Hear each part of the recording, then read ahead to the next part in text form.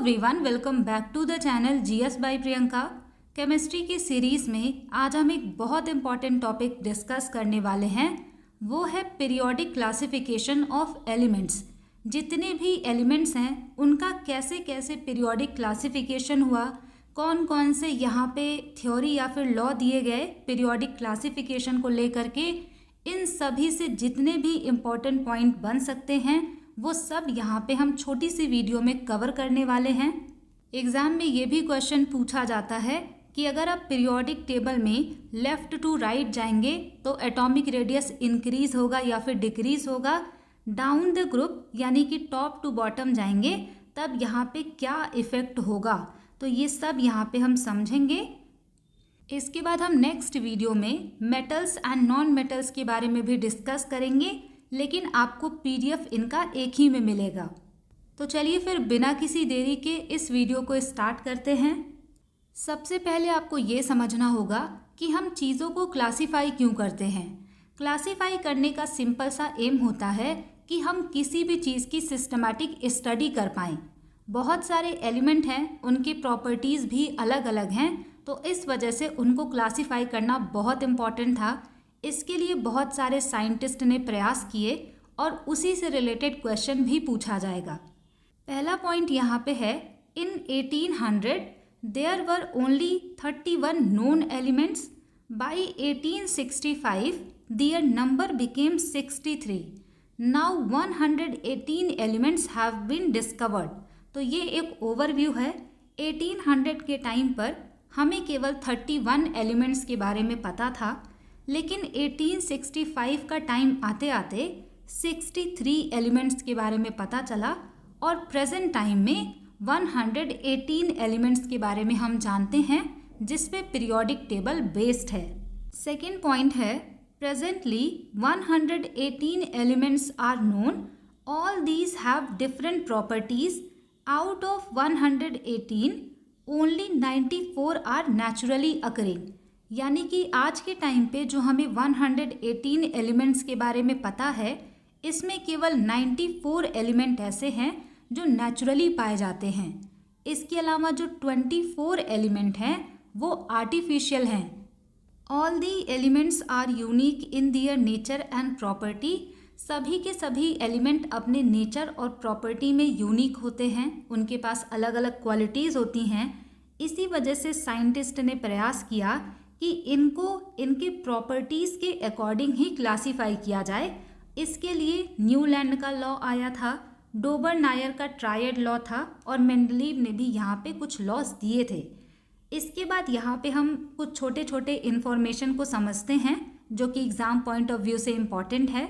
अगर आपसे एग्ज़ाम में कभी भी पूछा जाए कि एलिमेंट्स को रिप्रेजेंट करने के लिए सिंबल्स का यूज़ सबसे पहले किसने किया था, तो एलिमेंट को सिंबल के थ्रू रिप्रेजेंट करने वाले पर्सन थे जॉन डाल्टन। ये पॉइंट बहुत इंपॉर्टेंट है, इस पे क्वेश्चन भी यहाँ पर पूछा गया है, इसको भी अभी हम समझेंगे। यहाँ पे हम बात करते हैं, John Dalton first used symbol to represent element in his atomic theory work in 1803।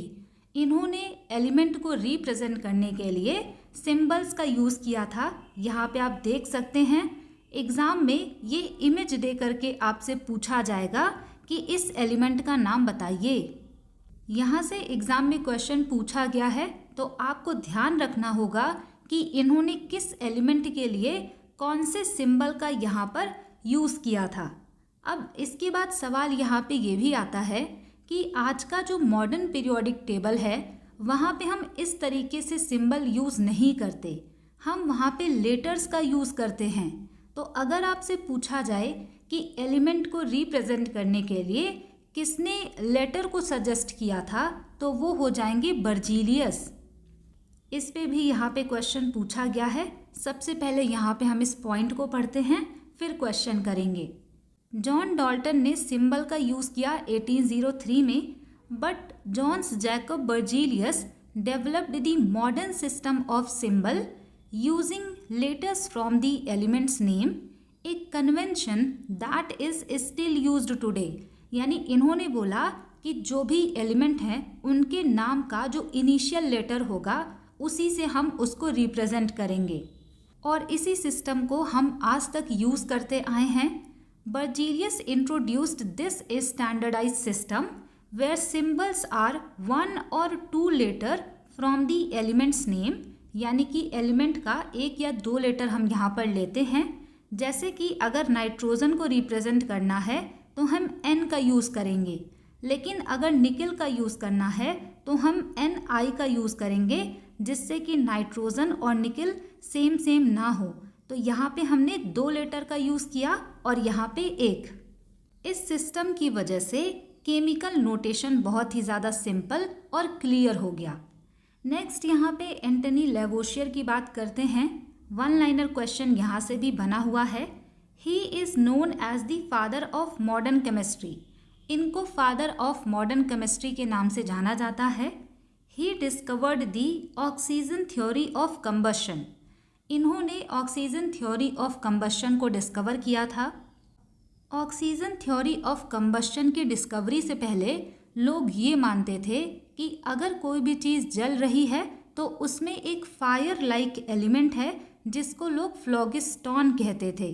तो फ्लॉगिस्टॉन थ्योरी को रिप्लेस कर दिया गया जब इन्होंने ऑक्सीजन थ्योरी ऑफ कंबशन को डिस्कवर किया।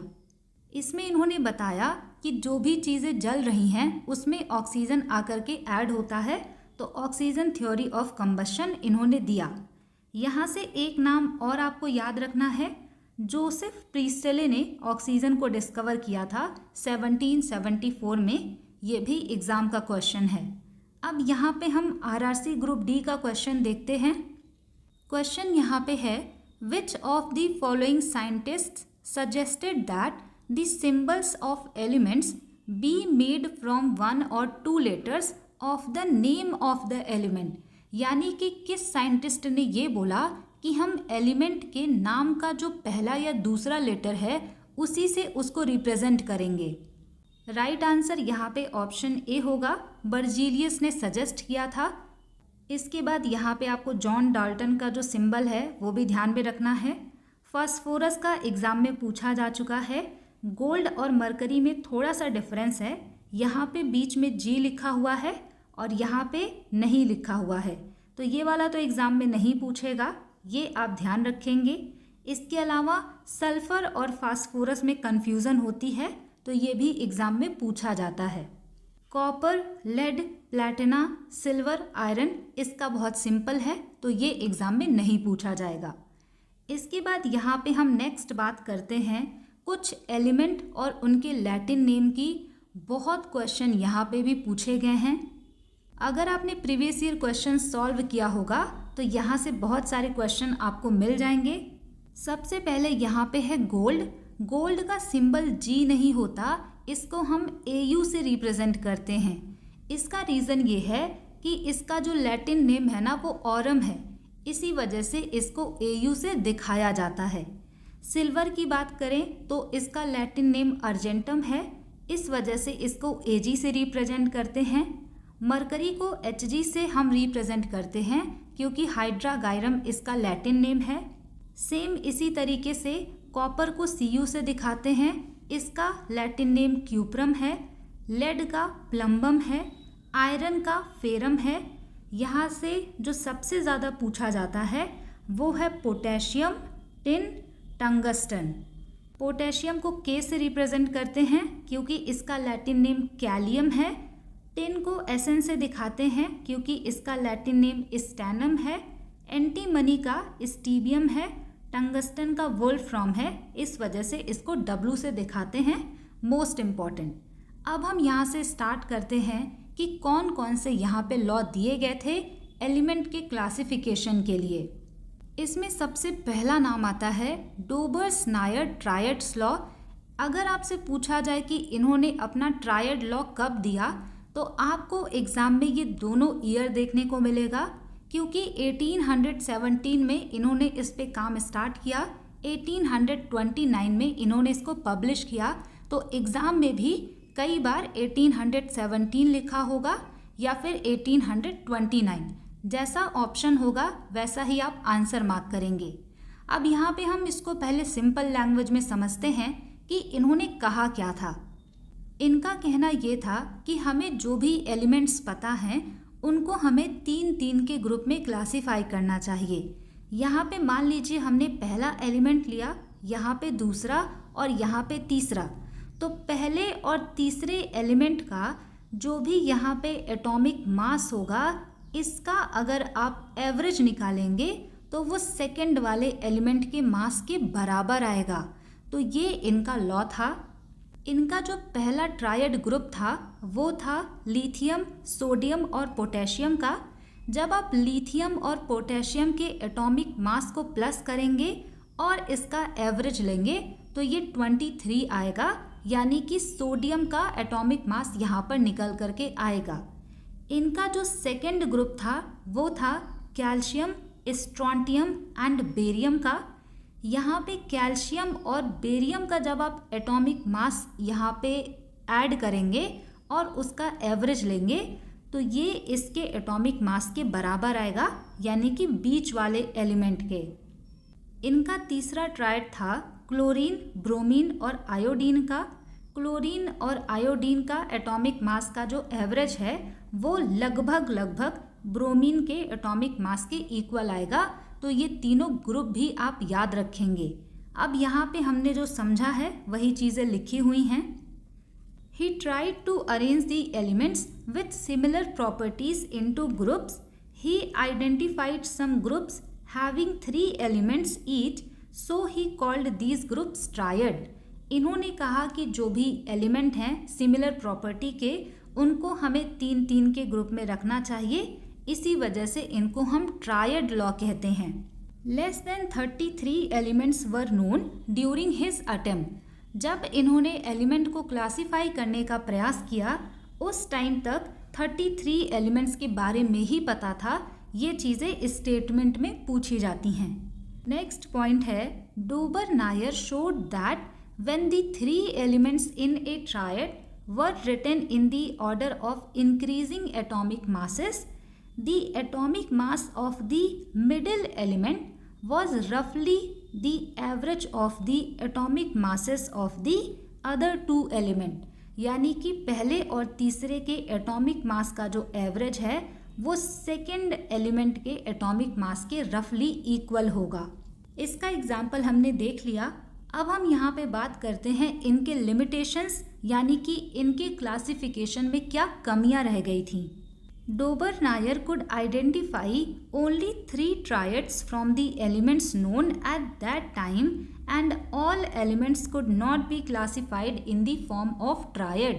तो यहाँ पे हमने देखा कि इन्होंने केवल 3 ट्रायड को ही क्लासिफाई किया था। इसके अलावा उस टाइम पर जितने एलिमेंट के बारे में पता था उसको ये 3-3 के ग्रुप में क्लासिफाई नहीं कर पाए थे। दूसरा यहाँ पे लिमिटेशन है, The law was not applicable to elements having very low and very high atomic masses। यहाँ पे कह रहे हैं कि ये लॉ उन एलिमेंट्स पे लागू नहीं हुआ जिसका एटॉमिक मास बहुत कम था या फिर जिसका एटॉमिक मास बहुत ज़्यादा था। तो ये इनके लॉ के लिमिटेशंस हैं। नेक्स्ट यहाँ पे हम आते हैं न्यूलैंड्स लॉ ऑफ ऑक्टेव्स, जो कि इन्होंने 1865 में दिया।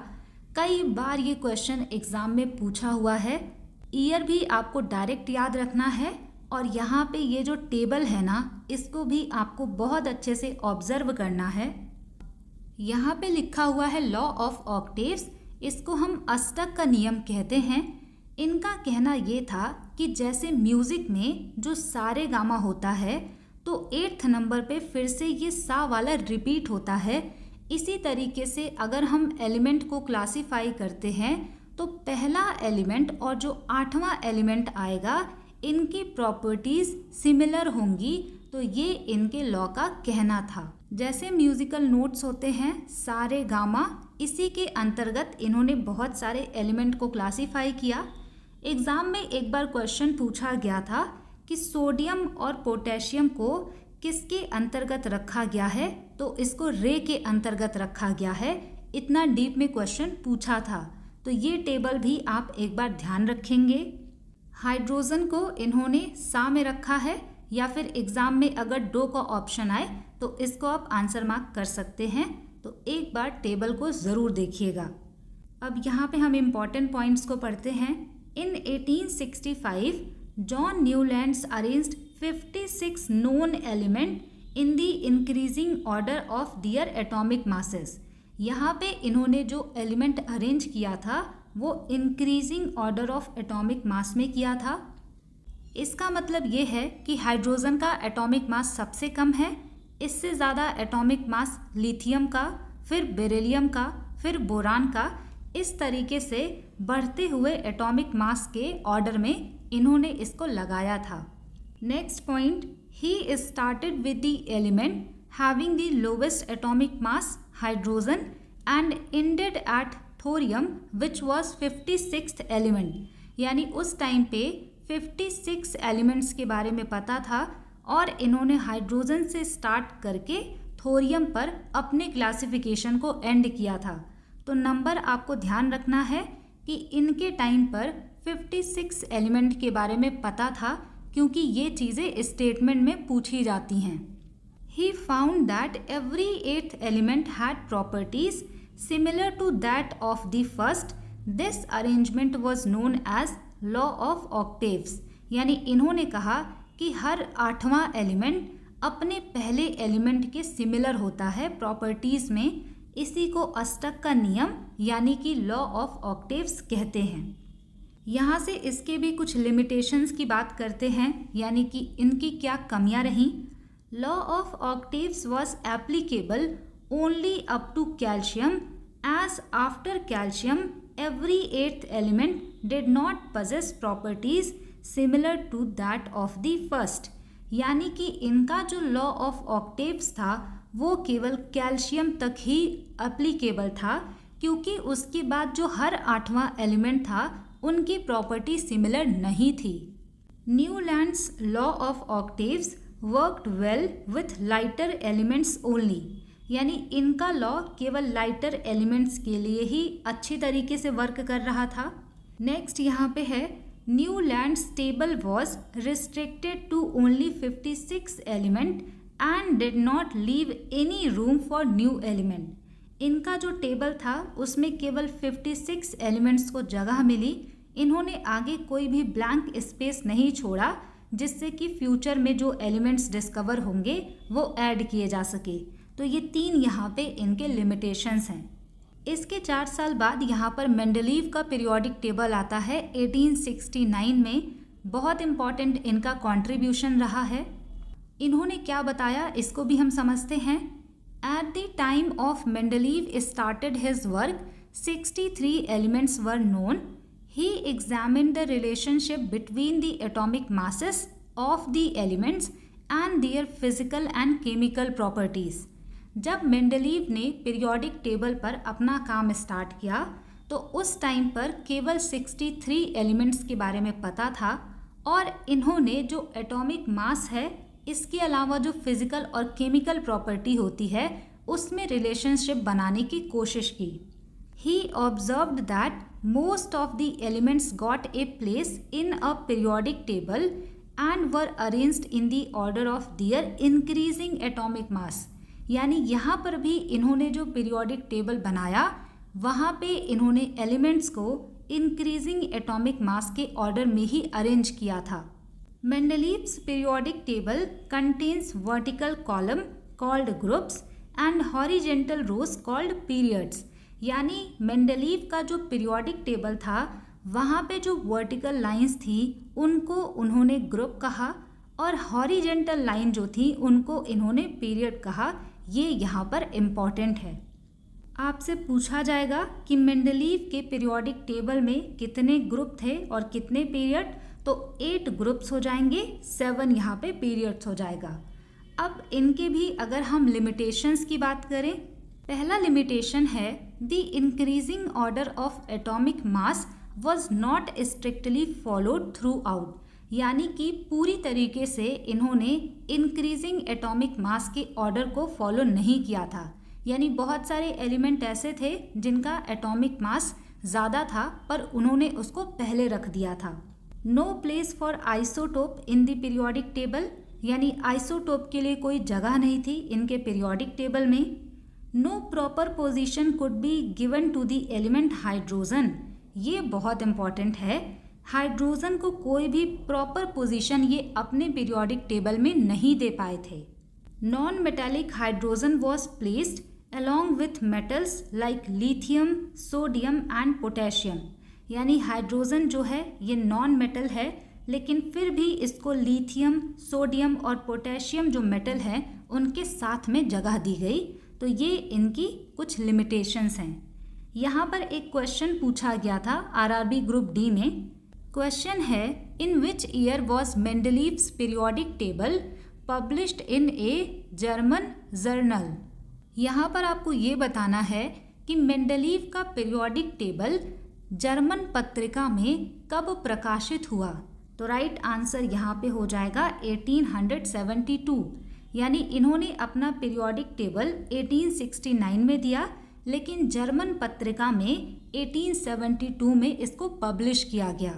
एक चीज़ यहाँ पे ये भी आता है कि जब इन्होंने अपना पीरियोडिक टेबल दिया उस टाइम पर बहुत सारे एलिमेंट के बारे में पता नहीं था, तो इन्होंने कुछ एलिमेंट को प्रिडिक्ट किया था। बाद में वो सारे जो एलिमेंट हैं उनकी डिस्कवरी भी हुई। तो एग्ज़ाम में आपसे पूछा जाएगा कि इन्होंने कौन सा एलिमेंट प्रिडिक्ट किया और जब बाद में उसको डिस्कवर किया गया तो उसका एक्चुअल नेम क्या था। ये वाला क्वेश्चन पूछा गया है एसएससी CHSL 2022 में। पहले यहाँ पे हम इसको पढ़ते हैं, फिर क्वेश्चन करेंगे। पहला यहाँ पे है एका एल्यूमिनियम। एका एल्यूमिनियम का मतलब है एल्यूमिनियम के एक स्पेस आगे। तो ये जो एलिमेंट था ये बाद में डिस्कवर हुआ और पता चला कि ये गैलियम है। एग्ज़ाम में आपसे इसका एटॉमिक मास भी पूछा जाएगा। इन्होंने कहा था कि एका एल्यूमिनियम का एटॉमिक मास 68 होगा, लेकिन एक्चुअल में जब डिस्कवरी की गई तो 69.9 इसका एटॉमिक मास आया था, जो कि रफली इसी के इक्वल होगा। नेक्स्ट यहाँ पे है एका बोरॉन। एका बोरॉन जो है इसकी डिस्कवरी जब होती है तो ये एलिमेंट होता है स्कैंडियम।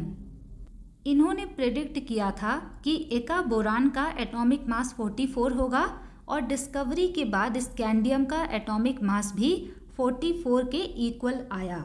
नेक्स्ट यहाँ पे एका सिलिकॉन है, इसकी डिस्कवरी होती है और ये है जर्मेनियम। इसका भी इन्होंने एटॉमिक मास 72 प्रिडिक्ट किया था और एक्चुअल एटॉमिक मास 72.3 आया था। यानी कि इन्होंने जो एलिमेंट यहाँ पे प्रिडिक्ट किया उसका एटॉमिक मास लगभग उसी के सिमिलर आया। तो ये तीनों एग्ज़ाम में बहुत ज़्यादा पूछे जाते हैं। एटॉमिक मास भी आपको ध्यान रखना है। इसके अलावा एका मैग्नीज है, ये टेक्नीटियम है। ट्राई मैग्नीज रेनियम है। द्विटेल्यूरियम ये पोलोनियम है। तो इस तरीके से आप इसको पढ़ सकते हैं। अब हम यहाँ पर बात करेंगे मॉडर्न पीरियोडिक टेबल की, जिसको हम आज जानते हैं। ये वाला क्वेश्चन भी एग्ज़ाम में 20-30 बार पूछा गया होगा कि मॉडर्न पीरियोडिक टेबल को किसने इन्वेंट किया। The modern periodic law and table was invented by Henry Moseley in 1913। Very important. Next point है, the first who was able to arrange all the known elements was Mendeleev. He gave the law called the Mendeleev's periodic law.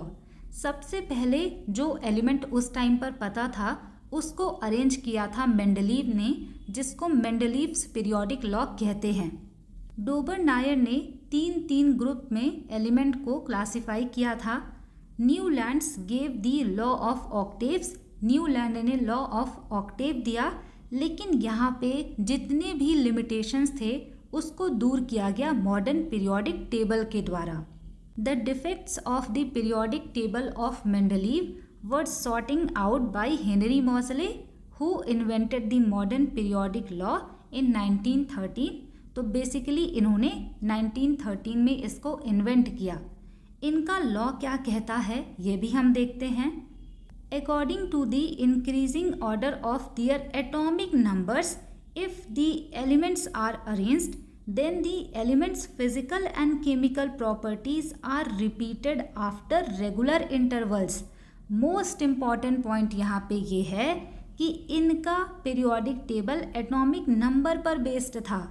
इन्होंने कहा कि अगर हम सभी element को उनके increasing atomic numbers के अकॉर्डिंग अरेंज करेंगे तो कुछ टाइम बाद एलिमेंट का फिजिकल और केमिकल प्रॉपर्टी सेम आएगा। तो ये बहुत इम्पॉर्टेंट है। इसमें आगे बढ़ने से पहले यहाँ पे हम ये क्वेश्चन कर लेते हैं। According to Mendeleev's periodic table which unknown element group third had an atomic mass of 68 that was later replaced by gallium। तो यहाँ पे आपसे पूछा जा रहा है कि मेंडलीव का जो पीरियोडिक टेबल था वहाँ पे कौन सा एलिमेंट था जिसको गैलियम ने रिप्लेस किया था और इसका एटॉमिक मास 68 था। तो राइट आंसर यहाँ पे हो जाएगा ऑप्शन 3। एका एल्यूमिनियम जो है वहाँ पे गैलियम को डिस्कवर किया जाता है। यहाँ पे आप इसको देख भी सकते हैं। एका एल्यूमिनियम जो इन्होंने बोला वो बाद में गैलियम निकला। तो इस तरीके से क्वेश्चन पूछे जाते हैं। बात कर रहे थे हम यहाँ पर मॉडर्न पीरियोडिक टेबल की। अब यहाँ से आप देख सकते हैं ये जो इस तरीके से वर्टिकल लाइन आपको दिख रहा है इसको हम कहते हैं ग्रुप्स। यहाँ से आपको ध्यान ये रखना है कि मॉडर्न पीरियोडिक टेबल में 18 ग्रुप्स हैं। मेंडलीव के पीरियोडिक टेबल में केवल 8 ग्रुप्स थे, लेकिन मॉडर्न पीरियोडिक टेबल में 18 ग्रुप्स आएंगे। इसके अलावा यहाँ पे इस तरीके से जो हॉरिजेंटल लाइन आपको दिख रहा है इसको हम पीरियड्स कहते हैं और यहाँ पे इसका नंबर है 7। यहाँ से भी बहुत सारे क्वेश्चन पूछे जाते हैं। पहला और दूसरा ग्रुप जो है इसको हम कहते हैं एस ब्लॉक। इसको ब्लॉक्स में डिवाइड किया गया है। ग्रुप नंबर 13 से ग्रुप नंबर 18 तक के जो भी ग्रुप्स हैं इनको हम पी ब्लॉक के एलिमेंट कहते हैं। एक चीज़ आप यहाँ से ध्यान रखिएगा कि ये जो हीलियम है इसको भी हम एस ब्लॉक का पार्ट मानते हैं, ये पी ब्लॉक में नहीं आएगा। तो इसी वजह से यहाँ पे लिखा हुआ है एक्सक्लूडिंग हीलियम और यहाँ पे लिखा हुआ है प्लस हीलियम, यानी कि ये जो हीलियम है ये इसका पार्ट है। उसके बाद यहाँ पे आता है डी ब्लॉक जिसको हम ट्रांजिशन मेटल्स कहते हैं। मोस्ट इम्पॉर्टेंट है ये पॉइंट भी, क्योंकि आपको पीरियोडिक टेबल में इस साइड पर मेटल्स दिखेंगे। धीरे धीरे मेटालिक कैरेक्टर यहाँ पे घटता जाता है और यहाँ तक मेटलॉइड्स आएंगे और यहाँ पर आ जाता है नॉन मेटल्स। यहाँ पे आपको कुछ एलिमेंट्स दिख रहे होंगे। इसमें जो भी एलिमेंट्स हैं इसको यहाँ पर दिखाया गया है और इसको कहा जाता है एफ ब्लॉक। इसको अलग इस वजह से किया गया क्योंकि इनकी प्रॉपर्टीज़ इसी के सिमिलर थी और अगर इनको हम एक ही जगह पे रखते तो पीरियोडिक टेबल बहुत लंबा हो जाता। इस वजह से इसको यहाँ पर अलग से दिखाया गया है। इसको हम लैंथेनाइड और एक्टिनाइड सीरीज़ भी कहते हैं। इससे भी एग्ज़ाम में क्वेश्चन पूछा गया है। इसको भी आगे यहाँ पे हम कवर करते हैं। जो चीज़ें हमने समझी है वही यहाँ पे लिखा हुआ है। Elements are arranged in order of increasing atomic number, यानी एटॉमिक नंबर के बढ़ते हुए क्रम में एलिमेंट्स को अरेंज किया गया है। मॉडर्न पीरियोडिक लॉ ये कहता है कि अगर हम एलिमेंट्स को उनके इंक्रीजिंग एटॉमिक नंबर के अकॉर्डिंग अरेंज करेंगे तो इनकी फिजिकल और केमिकल प्रॉपर्टी रिपीट होंगी। इसमें 18 वर्टिकल कॉलम है जिसको ग्रुप कहेंगे। 7 यहाँ पे हॉरिजेंटल रोज हैं, इसको पीरियड्स कहेंगे।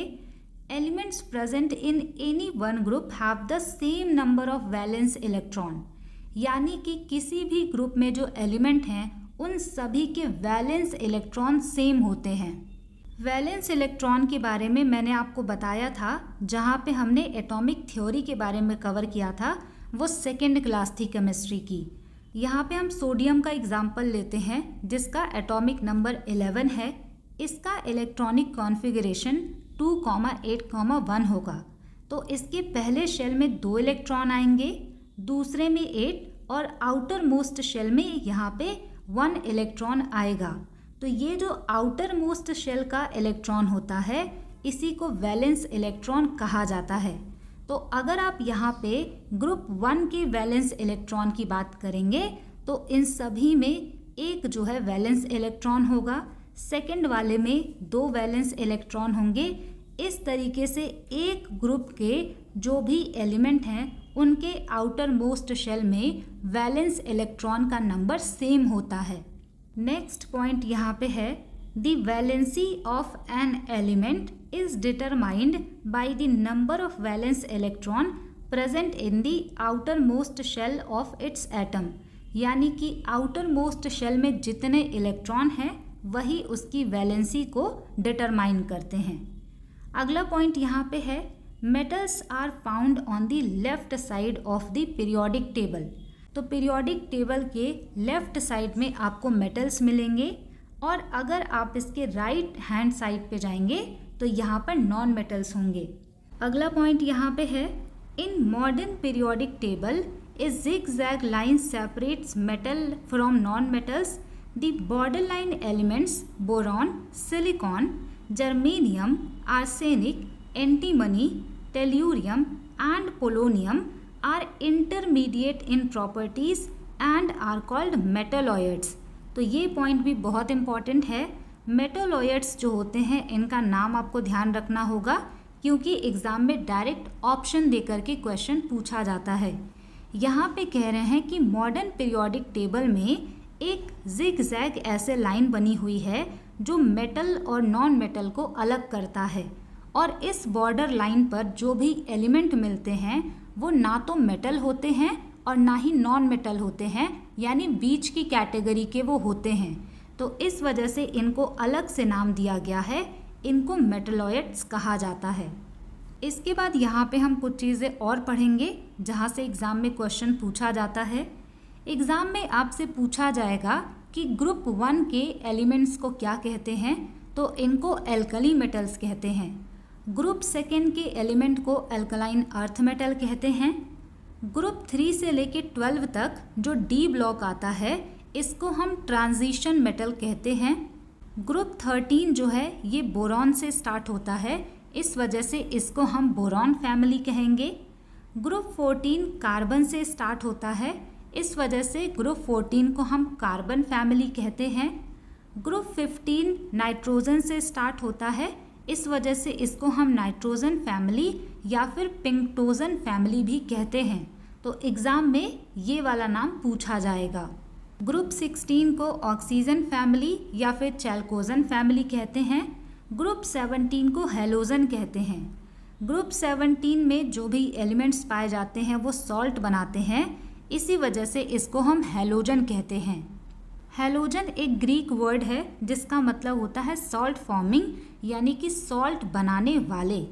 ग्रुप 18 में नोबल गैसेस या फिर इनर्ट गैसेस आते हैं जिनके outer most shell completely filled होते हैं और इनकी वैलेंसी 0 होती है, ये हमने पहले ही पढ़ा है। ये चीज़ आप यहाँ से ध्यान रखिएगा। अब एक चीज़ मैं आपको ये भी बता दूँ, कई बार ना यहाँ से ये क्वेश्चन पूछा जाता है कि सेकेंड पीरियड के लास्ट में कौन सा यहाँ पे एलिमेंट आएगा, थर्ड के लास्ट में कौन सा एलिमेंट आएगा। तो ये चीज़ आप अगर याद रखेंगे तो आसानी से आप इसका आंसर मार्क कर पाएंगे।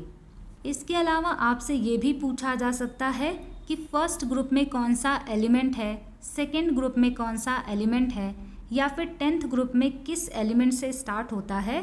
तो इसके लिए बहुत सारे ट्रिक्स हैं यूट्यूब पर, जैसे कि यहाँ पर हेलिना की रब से फरियाद, बेटा मांगे कार स्कूटर, ये सारी चीज़ें।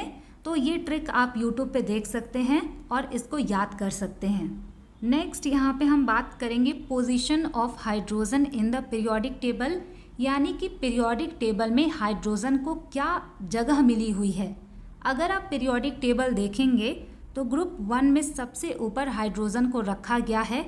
एग्ज़ाम में अगर आपसे क्वेश्चन पूछे कि हाइड्रोजन कहाँ पर है तो इसका आंसर होगा 1A। हाइड्रोजन को लेकर के अभी भी डिबेट है क्योंकि इसका सही पोजीशन अभी तक डिटरमाइन नहीं हो पाया है। क्यों नहीं हो पाया है, इसका रीज़न यहाँ पे हम पढ़ेंगे। Hydrogen is the lightest, smallest and first element of the periodic table. Hydrogen lightest है, स्मॉलेस्ट है और पीरियोडिक टेबल का पहला एलिमेंट है।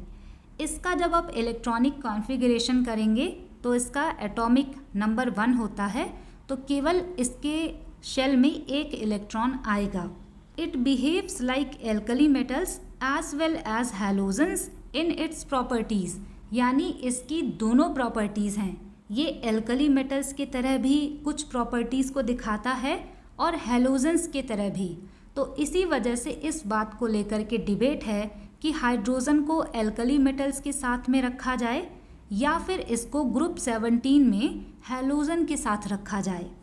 प्रेजेंट टाइम में हाइड्रोजन को एल्कली मेटल्स के साथ में पहले ग्रुप में रखा गया है, ये इसका रीज़न है। नेक्स्ट यहाँ पे है hydrogen can lose its only one electron to form hydrogen ion like alkali metal. तो जैसे एल्कली मेटल्स अपना एक इलेक्ट्रॉन डोनेट कर देते हैं आयन बनाने के लिए, सेम इसी तरीके से हाइड्रोजन भी अपना एक इलेक्ट्रॉन डोनेट करके हाइड्रोजन आयन बना लेता है। इसके अलावा it can also gain one electron to form the hydride ion, यानी कि ये एक इलेक्ट्रॉन ले करके हाइड्राइड आयन भी बना सकता है। तो ये पहले वाले ग्रुप का प्रॉपर्टी है और ये हैलोजन की तरह यहाँ पर बिहेव करता है। नेक्स्ट है alkali metals are solids while hydrogen is a gas. Alkali metals solid होते हैं जबकि हाइड्रोजन गैस है। इसी वजह से मॉडर्न पीरियोडिक टेबल में हाइड्रोजन की पोजीशन को लेकर के अभी भी डिबेट है, क्योंकि इसकी प्रॉपर्टीज़ यूनिक हैं। अब इस पे एक बहुत अच्छा क्वेश्चन पूछा गया था CGL 2023 में, इस पर हम बात करते हैं। क्वेश्चन में लिखा हुआ है identify the element 1 that does not belong to group 1 of the modern periodic table. यहाँ पे कह रहे हैं कि इसमें से उस एलिमेंट को पहचानिए जो कि मॉडर्न पीरियोडिक टेबल के ग्रुप 1 में नहीं आता। तो राइट आंसर यहाँ पे हो जाएगा हाइड्रोजन। इसको आप याद रखेंगे, ये 1A में आता है। इसके बाद यहाँ पे हम बात करते हैं नोबल गैसेस की पोजीशन को लेकर के, जो कि ग्रुप 18 में आपको देखने को मिलेंगे। इनकी प्रॉपर्टीज़ क्या होती हैं ये हम मेटल एंड नॉन मेटल वाले वीडियो में पढ़ेंगे। The elements helium, neon, argon, krypton, xenon and radon of group 18 in the periodic table are called noble gases और रेयर गैसेस। तो ग्रुप 18 के यहाँ पे जो भी एलिमेंट हैं इनका नाम ध्यान रखना है आपको। ये सभी ग्रुप 18 में मिलते हैं। इनको नोबल गैसेस या फिर रेयर गैसेस कहते हैं। They are mono atomic gases and do not react with other substances easily due to completely filled subshell, hence they are called inert gases. तो इनको इनर्ट गैसेस इस वजह से कहते हैं क्योंकि इनका आउटर मोस्ट शेल कंप्लीट होता है, तो ये किसी से रिएक्ट नहीं करते। They are found in very small quantities and hence they are called as rare gases. ये बहुत ही कम मात्रा में मिलते हैं, इस वजह से इनको रेयर गैसेस कहा जाता है। यहाँ पे मैंने आपको जो SPDF ब्लॉक बताया था ये इस तरीके से यहाँ पे आपको दिख रहा होगा। इसके बाद यहाँ पे हम बात करते हैं लैंथेनाइड और एक्टिनाइड सीरीज़ की, जो कि F ब्लॉक में आते हैं। The lanthanide and actinide series are two groups of F block element also known as inner transition elements placed at the bottom of the periodic table. यानी कि ये जो F ब्लॉक के एलिमेंट हैं इनको हम इनर ट्रांजिशन मेटल के नाम से भी जानते हैं। यहाँ पे सबसे पहले आपको ध्यान रखना है कि एलिमेंट का एटॉमिक नंबर 58 से लेकर 71 तक का जो एलिमेंट है ये लैंथेनाइड सीरीज़ का पार्ट है। कई बार यही क्वेश्चन डायरेक्ट पूछ लिया जाता है। एक्टिनाइड सीरीज़ की बात करें तो एटॉमिक नंबर 90 से लेकर 103 तक आएगा। लैंथेनाइड सीरीज़ में 14 एलिमेंट्स आते हैं। 58 यानी कि सीरियम से स्टार्ट होगा, ल्यूटेटियम पे ये जाकर के एंड होगा। इसमें भी 14 एलिमेंट्स हैं। थोरियम से स्टार्ट होगा और लॉरेंशियम पे जाके ये एंड होगा। यहाँ तक हमने सभी इंपॉर्टेंट चीज़ें पढ़ ली हैं। अब इसके बाद यहाँ पे आता है ट्रेंड इन पीरियोडिक टेबल। कई बार आपसे एग्ज़ाम में पूछा जाता है कि अगर आप अक्रॉस ए ग्रुप यानी कि लेफ़्ट टू राइट जाएंगे तब एटॉमिक रेडियस पे क्या प्रभाव पड़ेगा, electron affinity, ionization energy, metallic character, इन सब चीज़ों पे क्या इफ़ेक्ट पड़ता है। क्वेश्चन आपसे ये भी पूछा जाएगा, जब आप टॉप टू बॉटम यानी कि ऊपर से नीचे जाते हैं तब इन सब चीज़ों पे क्या इफ़ेक्ट पड़ता है। ये सारी चीज़ें मैंने एक जगह पे लिखी हैं। अगर आप इसको याद रखेंगे तो एग्ज़ाम में इजीली आप सभी क्वेश्चंस को कर पाएंगे। सबसे पहले यहाँ पे हम बात करेंगे एटॉमिक रेडियस की। अक्रॉस ए पीरियड यानी कि अगर आप लेफ़्ट से राइट की तरफ जाते हैं तो एटॉमिक रेडियस डिक्रीज़ होता है, कम होता है। और वहीं पर अगर आप टॉप टू बॉटम यानी कि ऊपर से नीचे जाते हैं तो एटॉमिक रेडियस इंक्रीज़ होता है। अब इसके पीछे के रीज़न को समझते हैं। जैसे जैसे आप ऊपर से नीचे जाएंगे एटॉमिक नंबर इंक्रीज़ होता जाता है, और जैसे जैसे एटॉमिक नंबर इंक्रीज़ होगा तो नंबर ऑफ शेल भी उनमें बढ़ते जाएंगे। यहाँ पे अगर हम बात करें हाइड्रोजन की तो इसमें केवल एक शेल होगा, यहाँ पे केवल एक इलेक्ट्रॉन होगा। वहीं पर अगर यहाँ पे हम सोडियम की बात करें तो इसमें आप देख पा रहे होंगे पहले शेल में 2 इलेक्ट्रॉन, दूसरे में 8 इलेक्ट्रॉन, तीसरे में यहाँ पर 1 इलेक्ट्रॉन, तो इसका रेडियस ज़्यादा होगा। तो ठीक इसी तरीके से जैसे जैसे आप ऊपर से नीचे जाएंगे नंबर ऑफ शेल यहाँ पे बढ़ेगा, और इसके बढ़ने की वजह से टॉप टू बॉटम में एटॉमिक रेडियस इंक्रीज़ होता है। अब आप यहाँ पर सोचेंगे कि हम जब लेफ़्ट से राइट जाते हैं तो एटॉमिक रेडियस डिक्रीज़ क्यों होता है। तो इसका सिंपल सा रीज़न होता है प्रोटॉन का नंबर बढ़ना। जैसे जैसे आप लेफ़्ट से राइट की तरफ जाएंगे प्रोटॉन जो होते हैं वो इंक्रीज़ होने लगते हैं। प्रोटॉन का मतलब क्या होता है, एटॉमिक नंबर। जैसे जैसे आप इधर जाएंगे यहाँ पे एटॉमिक नंबर बढ़ने लगेगा। पॉजिटिव चार्जेस जब बहुत ज़्यादा हो जाएंगे तो वो इलेक्ट्रॉन को बहुत तेज़ी से अपने तरफ अट्रैक्ट करके रखेंगे, जिस वजह से ये श्रिंक कर जाते हैं और इनका एटॉमिक रेडियस छोटा दिखने लगता है। मान लीजिए यहाँ पे कोई एक पर्सन है, इसको अगर 10 लोग मिल करके अपनी तरफ खींच रहे हैं तो इनके बीच की दूरी बहुत कम होगी। तो सेम इसी तरीके से प्रोटॉन यानी कि पॉजिटिव चार्ज जब बहुत ज़्यादा बढ़ने लगता है तो ये इलेक्ट्रॉन को बहुत ही पास में अट्रैक्ट करके रखते हैं। इस वजह से एटॉमिक रेडियस लेफ़्ट से राइट जाने पे डिक्रीज़ होता है। अगर आपको एटॉमिक रेडियस वाला समझ में आ गया तो बाकी सारी चीज़ें आपको बहुत ईजिली समझ में आ जाएंगी। यहाँ पे एक चीज़ मैं आपको पहले ही बता दूँ, आयोनाइजेशन एनर्जी, इलेक्ट्रोनिगेटिविटी और इलेक्ट्रॉन एफिनिटी पर यहाँ पे सेम इफ़ेक्ट होता है। इसका मतलब ये है कि अगर आप लेफ़्ट से राइट जाएंगे तो आयोनाइजेशन एनर्जी भी बढ़ेगी, इलेक्ट्रोनिगेटिविटी भी बढ़ेगी और इलेक्ट्रॉन एफिनिटी भी। और जैसे ही आप डाउन ए ग्रुप यानी कि ऊपर से नीचे आएंगे तो आयोनाइजेशन एनर्जी भी घटेगी, इलेक्ट्रोनिगेटिविटी भी घटेगी और इलेक्ट्रॉन एफिनिटी भी डिक्रीज़ होगी। इसको आप इस तरीके से याद रख सकते हैं। अब यहाँ पे हम बात करते हैं कि आयोनाइजेशन एनर्जी क्या होती है। आयोनाइजेशन एनर्जी वो एनर्जी होती है जो कि आप किसी भी एलिमेंट के एक इलेक्ट्रॉन को रिमूव करने के लिए लगाते हैं। यहाँ पे फिर से हम हाइड्रोजन की ही बात करेंगे। इसके आउटर मोस्ट शेल में केवल एक इलेक्ट्रॉन है। वहीं पर अगर हम यहाँ पर कार्बन की बात करते हैं तो इसके आउटर मोस्ट शेल में 4 इलेक्ट्रॉन होते हैं, क्योंकि इसका एटॉमिक नंबर 6 है और इनका इलेक्ट्रॉनिक कॉन्फ़िगरेशन 2,4 होगा।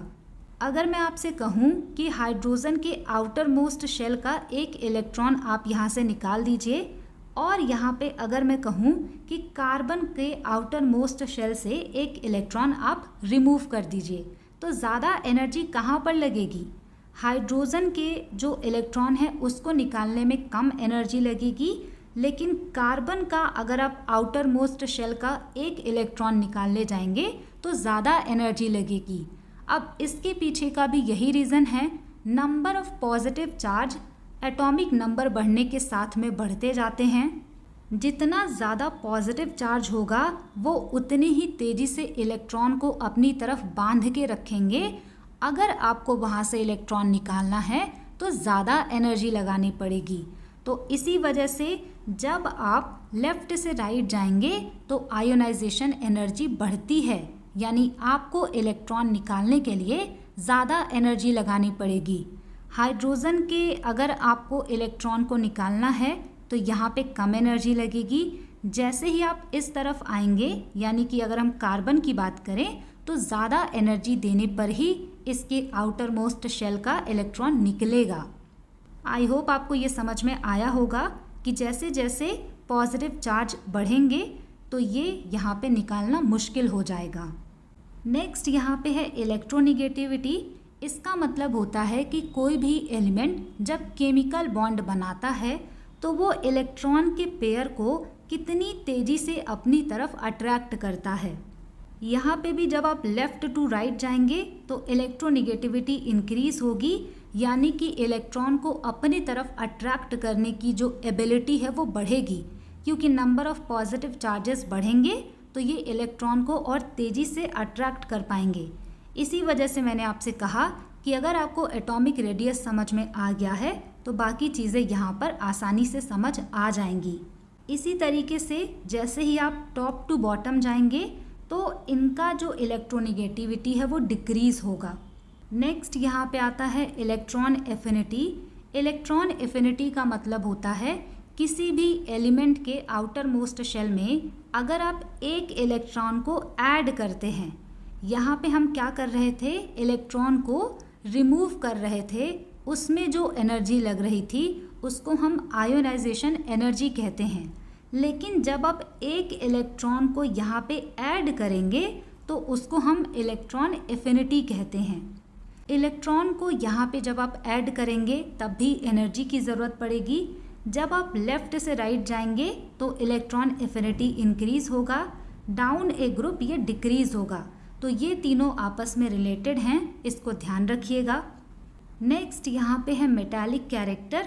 जैसे जैसे आप लेफ़्ट से राइट जाएंगे, यानी कि अक्रॉस ए पीरियड, तो मेटालिक कैरेक्टर कम होता है, क्योंकि हमने देखा था एस ब्लॉक में मेटल होते हैं, उसके बाद यहाँ पे ट्रांजिशन मेटल आने लगता है, फिर उसके बाद पी ब्लॉक में आपको मेटल, नॉन मेटल और मेटलॉइड्स सारी चीज़ें यहाँ पर मिलती हैं। तो यानी कि मेटल का जो कैरेक्टर है वो इस तरफ जाने पे डिक्रीज़ होता है। और जैसे जैसे आप डाउन ए ग्रुप आएंगे, यानी कि टॉप टू बॉटम, तो इनका मेटालिक कैरेक्टर इंक्रीज़ होता है। तो ये थी आज की क्लास, जहाँ पे हमने पीरियोडिक टेबल से रिलेटेड चीज़ों को समझा है। ये सभी चीज़ें मैंने आपको बहुत ही शॉर्ट में समझाई हैं, क्योंकि एग्ज़ाम में टू द पॉइंट यहीं से क्वेश्चन बनता है। इसके बाद हम नेक्स्ट क्लास में मेटल एंड नॉन मेटल्स के बारे में पढ़ेंगे। इसका जो PDF है वो आपको एक ही में मिलेगा, लेकिन वीडियो अलग अलग रहेगी। अगर आपने क्लास को लास्ट तक देखा है तो thanks for watching. Stay tune, keep learning, keep working hard.